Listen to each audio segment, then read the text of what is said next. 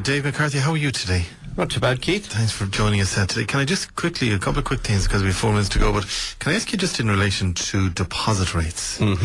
Apparently they're falling further, but is there such a thing as a stable deposit rate currently? The only way that you can, I suppose, protect yourself from falling deposit rates is to fix the money for a period of time.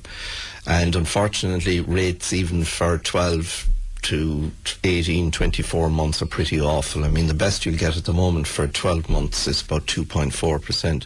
So basically, leaving money on deposit is something you should do as a matter of convenience, not as an investment decision. So a lot of people now, quite a lot of people, are moving money out of deposit accounts into alternative investments. And the thing to be careful there is to look at the level of risk you're prepared to take. Do you want no risk? There are products out there to give you to allow you to invest for a period of time without taking risk. There is one at the moment available from one of the banks which actually has a very attractive rate of nearly 3% payable each year for 5 years. And there are a range of alternatives, Keith, and if you want to take some risk, there are options there. But it's important to look and see what suits your circumstances. Somebody wants to know here, Dave, in relation to what would you recommend in relation to old money that I found in my father's house? There's a significant amount of money in it. Have you any advice as to what to do? Old money? Well, that probably could be, when they mean old money, there's obviously, maybe they're talking about pounds. Now, what happens at the moment is you can't bring those into a bank. You have to bring them directly to the central bank in Dublin to exchange it for euro. Now, there is a limit per transaction, I can't remember what it is, of what they will change.